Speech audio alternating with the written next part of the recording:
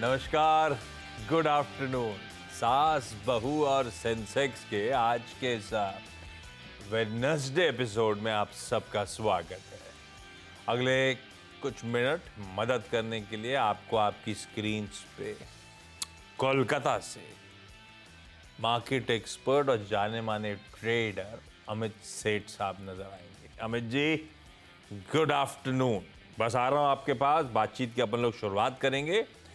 अमित जी के पास जाऊं उससे पहले, अमित जी जैसे एक्सपर्ट से अगर आपको भी अपनी प्रॉब्लम्स शेयर मार्केट की सॉल्व करवानी हो तो कैसे, वो दिखा देता हूं। एक्स का यानी कि ट्विटर का आईडी, इंस्टाग्राम का और साथ साथ थ्रेड का आईडी आपको आपकी स्क्रीन पे नजर आएगा, और प्लस सीधी सी आवाज का व्हाट्सएप नंबर भी रख दिया है। रीच आउट करिए, अपने सवाल भेजिए। हमारी जो गेस्ट रिलेशंस टीम है कॉन्स्टेंटली सारी फीड्स मॉनिटर करती रहती है, तो आप लोगों के कोई भी सवाल होंगे वो आपसे कांटेक्ट करेंगे और कोई म्यूचुअल डेट पर आपको इस प्लेटफॉर्म पे शिरकत करने के लिए इनवाइट करेंगे। थोड़ा सा प्रोसेस है, प्लीज़ क्विकली डायल इन करना, व्हाट्सएप करना, टेक्स्ट करना, जो भी करना है शुरू करिए। इस बीच मार्केट्स भारतीय बाजार स्क्रीन पर लेकर आता हूँ। फ्लैट है, जैसा सुबह गिफ्ट निफ्टी कह रहा था, इवेंचुअली घूम फिर के हम वहीं पे हैं। हालांकि आज के इंट्राडे हाईज और लोज 22,586 और 22,483, ये प्रिसाइसली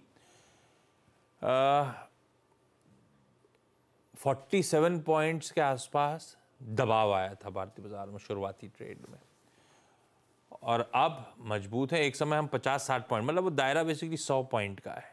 इवन एक्सट्रीम्स देख लूँ आज के लोज और हाईज तो, पर हाँ बाजार चल नहीं रहे, वो अपनी जगह सही है, पर गिर भी नहीं रहे। गिरावट में बढ़िया लो लेवल्स पे बाइंग देखने को मिल रही है। अभी जिस जोन्स की तरफ बढ़ रहे हैं वो 22,600 कॉल राइटर्स का एग्रेसिव जोन है, इसीलिए पहले भी हम वहाँ तक गए थे 577, 586 तक, बार बार जाके वहीं से थम रहा है मामला, क्योंकि वो थोड़ा सा एग्रेसिव जोन है। उसके बाद फिर राइटर्स खड़े हुए हैं 800 के लेवल्स पर, 22,800 के जोन्स पर। अब हमने कल देखा था 22,400 के पुट राइटर्स का एक्टिव जोन, और उसी के आसपास 404 के लेवल से घूमे थे, बहुत बढ़िया तरीके से घूमे थे। अगर आज की स्थिति बदली नहीं है पोजिशनिंग के लिए, आज से 22,400 पे अभी भी सबसे एग्रेसिव पुट राइटर्स आपको खड़े हुए नजर आएंगे। तो ठीक है, अगर बाजार में आप बेस के आसपास एक्यूमुलेट करने की हिम्मत कर रहे हो तो बाजार रिवॉर्ड कर रहा है आपको। चल नहीं रहा है वो बात अलग है, और चल क्यों नहीं रहा है अमित जी, कब चलेगा, कब अच्छे दिन और अच्छे दिन आएंगे, क्या लग रहा है निफ्टी को देखकर? हम लोग क्या उस इवेंट की नर्वसनेस में ही बिताएंगे और इवेंट प्ले आउट होने के बाद ही डायरेक्शनली बाजार कॉल लेगा, ऐसा मान के चल रहे हो आप भी क्या? जी, good afternoon Ashish ji, and good afternoon all the viewers. Ashish ji, बिल्कुल आपने सही कहा कि थोड़ा सा इवेंट का नर्वसनेस है, लेकिन विद इन दैट भी अगर हम कहें तो थोड़ा सा निफ्टी का बायस एंड टेक्सचर पॉजिटिव ही है। हम देख रहे हैं कि कोई भी डिप आती है, हल्की फुल्की डिप भी आती है, दैट इज बॉट इनटू मोरलेस बाजार एक दायरे में ट्रेड कर रहा है, जहां पे लगभग 22,350 से लेके 22,400 एक अच्छा सपोर्ट जोन है, और 600 650 में मैं एक तरह का रेजिस्टेंस है कॉल राइटर बेस का, तो वहां पे थोड़ी बहुत प्रॉफिट बुकिंग आ जाती है। Between the two Nifty and bank Nifty, Nifty का स्ट्रक्चर इज पॉजिटिव। तो इस दायरे में अगर हमें कोई भी इंट्राडे या कोई भी डिप आती है लगभग वही 22,480 22,450 के आसपास, तो it's a buy and dip market with 22,400 as a stop loss. Bank Nifty को अभी अवॉइड करेंगे, क्योंकि यहाँ पे कोई ट्रेंड क्लियर नहीं है। आईसीआईसीआई बैंक पिछले कई दिनों से हम देख रहे हैं 1100-1130 के रेंज में ट्रेड करता है, कुछ नहीं कर रहा। HDFC bank is doing nothing. SBI जो लग रहा था चलेगा, वो भी आज थोड़ा सा पस्त पड़ा है। तो निफ्टी बैंक को अवॉइड करना है, और निफ्टी अगर डिप करे तो रिस्क रिवॉर्ड फेवरेबल रहता है, उसमें हमें ट्रेड करना है। डिप्स में बेस के आसपास निफ्टी 50 में खरीदारी। निफ्टी बैंक को लेकर ज्यादातर एक्सपर्ट यही मान रहे हैं, अवॉइड करिए। अमित जी कह रहे हैं दूर रहिए उस पॉकेट से। ये देखिए, निफ्टी बैंक 3/4% दबाव में, उसके बावजूद निफ्टी इन ग्रीन। उसके पीछे रीजन समझाता हूँ।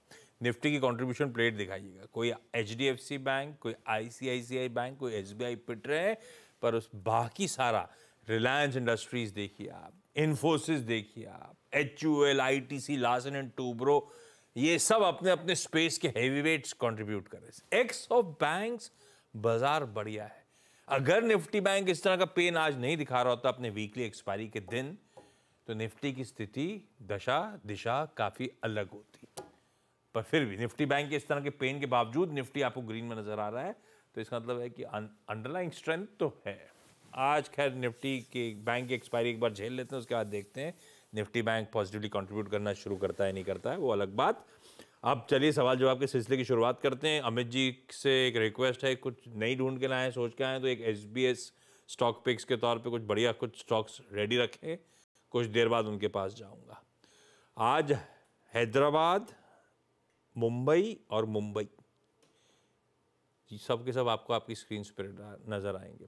सबसे शुरुआत कर रहा हूँ हैदराबाद से और नेहा जायसवाल जी स्क्रीन पर। Neha ma'am hi, good afternoon Neha ma'am. कब से स्टॉक मार्केट्स में एक्टिव हो नेहा मैम आप हैदराबाद में? सर मैं एक्चुअली मार्च 20 से। 5 साल से? नहीं, मार्च 2020 से। मार्च 2020 पोस्ट कोविड? हाँ सर, मतलब जिस दिन मार्केट बिल्कुल अपने लो पे था 23 मार्च में, मैंने उसी दिन मार्केट ज्वाइन किया था। तो आपका डीमैट पहले से खुला हुआ था, उस दिन पैसा डाल दिया? हाँ, डीमैट पहले से खुला हुआ था। मैंने एक्चुअली उस समय 2 शेयर्स लिए थे। हाँ। एक रिलायंस का लिया था 872 पे, एंड एचडीएफसी लिया था 882 पे। जिस दिन हमें अपनी जान का भरोसा नहीं था, मैडम ने पैसा डाल दिया था और बहुत बढ़िया लेवल पे, बहुत सॉलिड पेडिग्री के स्टॉक्स में डाल दिया था, बहुत बढ़िया। उसके बाद से फिर जर्नी कैसे रही स्टॉक मार्केट की बीते 3 साल? सर पिछले 3 साल मैंने एक्चुअली 2023 में बिल्कुल मार्केट नहीं किया था। 2022 तक ही मैंने शेयर मार्केट में किया, और अभी फिर 2024 में मैंने दोबारा स्टार्ट किया है। तो आप कैसे स्टॉक आइडेंटिफाई करते हो? कोई मदद कर रहा है या अपना खुद ही चुनते हो? सर पहले के स्टॉक्स तो जैसे फ्रेंड सर्किल में कुछ बताते थे तो उस तरह से चूज कर लेती थी, बट अभी 2024 से जो स्टार्ट किया है वो सीएनबीसी आवाज के थ्रू देख के करती हूँ। अच्छा नेहा मैम, पहला सवाल कौन सा?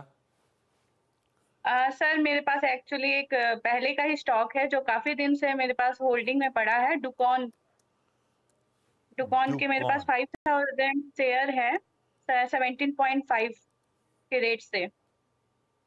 अरे वाह, ये सर्किट टू सर्किट वाला गेम है एकदम। 7 रुपए पे आ गया है अपने पास? है डायरेक्ट सब है। ओ 10 रुपए निकल गए। अब तो 2% का सर्किट लगा हुआ है और 2% के लोअर सर्किट पे ही आज खड़ा भी हुआ है। नेहा मैम क्या पूछूं मैं, एग्जिट कब करना है? कुछ होप्स हैं कि अभी निकल जाऊं, जो दिख रहा है भाव उसी के साथ, ऐसा करूं पूछूं? हाँ सर ऐसे ही पूछे, क्योंकि काफी दिनों से मेरे इसमें पैसे फंसे हुए हैं। ये सब मैंने उस समय 22 के टाइम ही लिया था, और वो सब में पैसे फंसे हुए मेरे अभी तक। नहीं, इसमें गड़बड़ ये है कि आज तो निकलने को अमित जी बोल लेंगे तो निकलने को नहीं मिलेगा। खूब सेलर्स लगे हुए हैं, सर्किट पे वैसे ही खड़ा हुआ है लोअर। खैर डुकॉन का चार्ट वार्ट अमित जी देख सकते हो क्या आप? सर्किट टू सर्किट वाला गेम है, फंस गया मामला हमारा, बहुत नुकसान हो रहा है। जी आशीष जी, काफी लो फ्लोट स्टॉक है और आपने बिल्कुल सही कहा, सर्किट टू सर्किट वाला स्टॉक है। ज्यादातर ऐसे स्टॉक से थोड़ा दूरी रहना चाहिए। मैम यहाँ पे फंस गई हैं। आप बिल्कुल सही कह रहे हैं कि आज थोड़ा क्लोज्ड है इसमें। तो जब भी सर्किट खुले, ये थोड़ा बहुत भाव बढ़े, जैसे मैं देख रहा हूँ 2 दिन पहले थोड़ा खुला हुआ था सर्किट, तो यहाँ से निकलने की सलाह है मैम। जो भी आपका है, मुझे इस चार्ट में ज्यादा कोई होप नहीं नजर आती है। तो थोड़ा बहुत भी ऊपर जाए, कभी भी सर्किट खुले तो बाकी पैसे अपना यहाँ से निकालने की सलाह है। निकालिए। 80,000 शेयर ट्रेड हुए हैं, होपिंग कि आप आज भी भाव में डालोगे तो हो सकता है निकलने को मिल जाए, कोई खरीदार मिल जाए। और अगर कोई बाउंस वाउंस आ रहा है तो मौका देख के निकल जाना है। इसमें ज़्यादा इंतज़ार करने की गलती ना ही करें तो बेहतर है। मुंबई से पूजा जी के पास पहले चला जाए। पूजा मैम हाय, गुड आफ्टरनून पूजा मैम, क्या करते हो मुंबई में? गुड आफ्टरनून, होम मेकर हूँ मैं अभी। एंड कब से स्टॉक मार्केट में एक्टिव हो पूजा मैम? अभी सिर्फ 2 महीने हुए हैं हमको अभी देखते हुए। अभी डीमैट अकाउंट तो अभी लास्ट मंथ ही ओपन किया है मैंने। प्रोसेस एकदम सिंपल था, इजी था या दिक्कत हुई खोलने में? नहीं, आईसीआईसीआई डायरेक्ट से किया, इजी था, बहुत टफ नहीं था। और उन्होंने सिखाया कि रिलेशनशिप मैनेजर ने कैसे ऑपरेट करना है अपना डीमैट अकाउंट आपको, या आप सीख गए? नो, अपने आप ही थोड़ा नुकसान करके सीख ही गई। तो अभी अच्छा, ये 2 महीने में कुछ स्टॉक्स खरीदना शुरू करा? अगर हाँ तो फिर आइडियाज कहाँ से लिए? आइडियाज आप ही लोग को देख के ही लिए अभी से, तो स्टार्टिंग आप लोगों से किया है। मतलब आप लार्जली तो चैनल में ट्रेडिंग के स्टॉक्स आते हैं, ट्रेडिंग करने वाले लिए या कोई डिफरेंट लंबी अवधि के लिए? नहीं नहीं, सिर्फ इन्वेस्टमेंट, Perfect. ट्रेडिंग करना ही नहीं है। बिल्कुल ठीक बात है। पहला स्टॉक कौन सा पूजा मैम? ये मैंने अभी कल ही परचेज किया है, ग्रेट ईस्टर्न शिपिंग के 10 ही शेयर लिए हैं, 1044 के रेट से। तो अभी क्या करना है, मतलब लिया तो मैंने इन्वेस्टमेंट पर्पज से कि 1 से 2 साल रखेंगे, बट क्या करना है उसमें अभी। क्यों लिया था? नतीजा आए तो नतीजे अच्छे थे, उसके बाद देख के लिया? हाँ, और थोड़ा फंडामेंटल भी पढ़ा था तो वो ठीक ठाक ही लग रहा था नहीं, मुझे। नंबर्स तो वाकई अच्छे आए थे। लेकिन अमित जी, लंबी अवधि के लिहाज से GE shipping, great eastern shipping कैसा लग रहा है? जी आशीष जी, थोड़ा सा साइडवेज टू पॉजिटिव स्टॉक है, कंसोलिडेशन मोड में, हायर हाई हाई लोज बन रहे हैं, रेंज थोड़ी ज्यादा ऊपर नीचे इसकी हो जाती है, लेकिन ट्रेंड अपसाइड में इंटैक्ट है। तो सलाह यहाँ पे यही है कि लगभग 975, थोड़ा सा डीप हो जाएगा, 975 के आसपास इसका एक स्ट्रॉन्ग सपोर्ट है। जब तक 975 980 के लेवल्स इंटैक्ट है, मुझे लगता है यहाँ पे हायर हाई हाई लो का स्ट्रक्चर बनता रहेगा। तो 975 के स्टॉक के साथ आप बने रहे इसमें। 975 का स्टॉप लॉस जरूर लगाइएगा मैम, उसके साथ चाहें तो बने रहिए। थोड़ा सा वॉलेटाइल ज्यादा है, इसलिए थोड़ा सा डीप स्टॉप लॉस भी आपको नजर आएगा। मुंबई से ही हेमलता मैम के पास चला जाए। हेमलता मैम, हाय, गुड आफ्टरनून। हेमलता मैम, क्या करते हो मुंबई में आप? सर मैं होम मेकर हूँ। और आप कब से जुड़े शेयर बाजार में, कब आना हुआ आपका? मैं वैसे तो सर जुलाई 22 से हूँ, फिर अभी लास्ट 7-8 मंथ से ही मैं कर रही हूँ थोड़ा ट्रेडिंग का। खुद ही चुन रहे हो? टेक्निकल्स देखते हो, फंडामेंटल्स देखते हो, कैसे होता है? थोड़ा फैमिली के है और फ्रेंड्स के वजह से।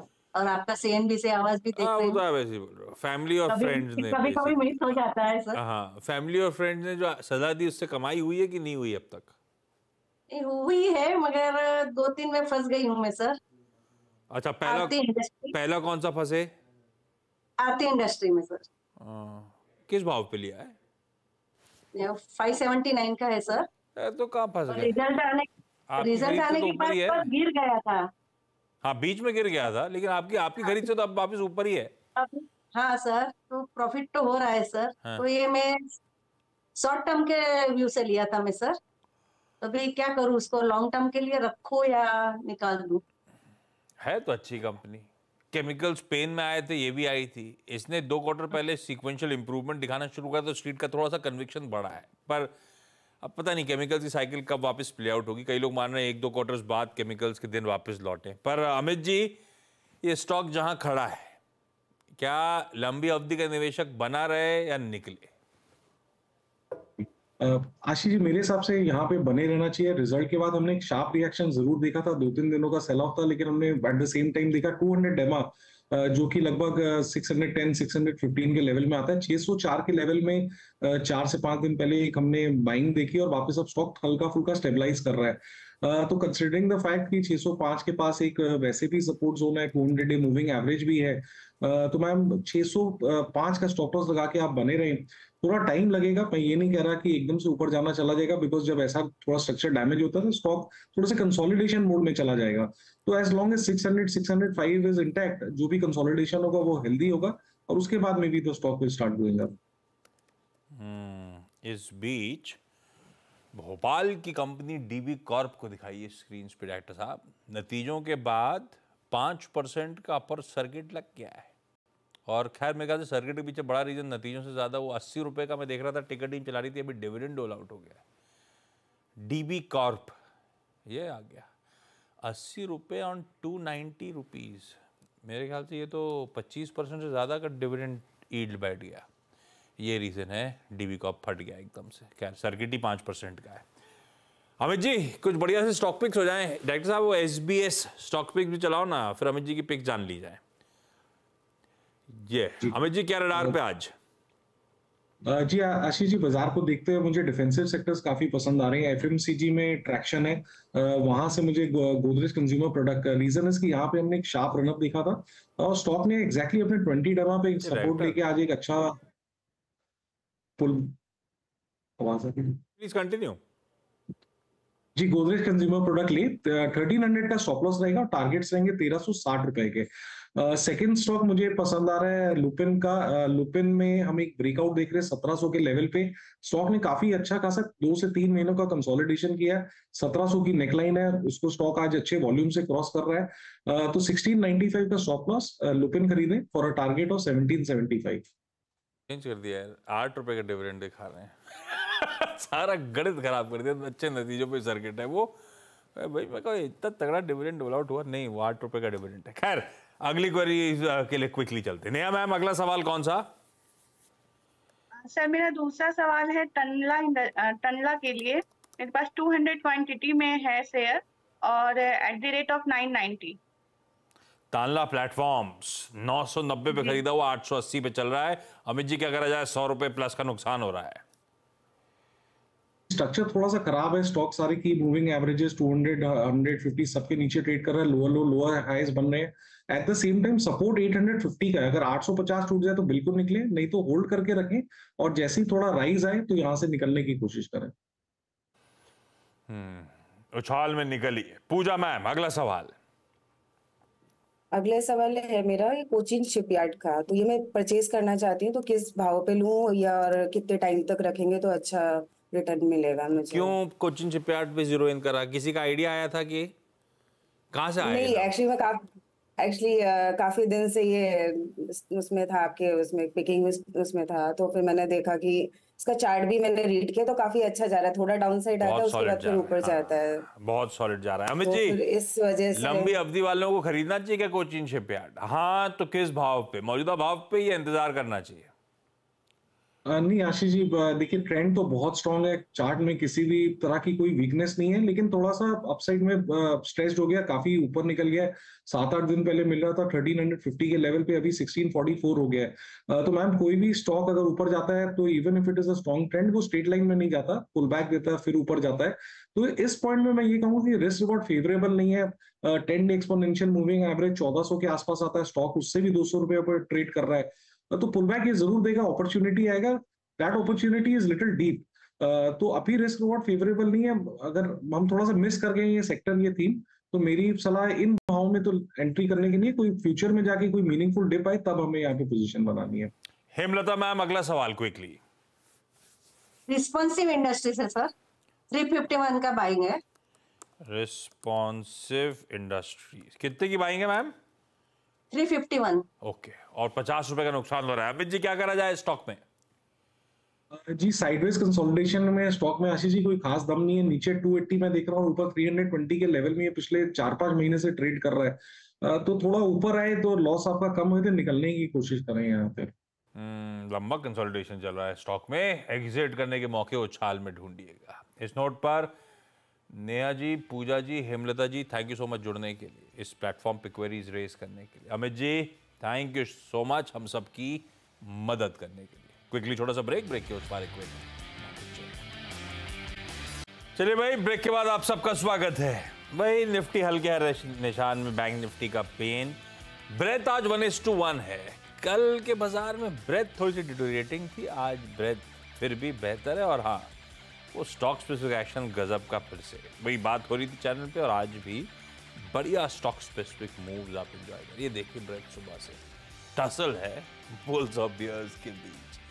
कल फिर मुलाकात करेंगे सास सेंसेक्स में इसी समय 12:27 पे। अपनी क्वेरीज, अपने सवाल जो आइडेंटिफाइड आईडीज थी और टोल फ्री नंबर था, व्हाट्सएप नंबर था, उस पर भेजते रहिएगा। नमस्कार।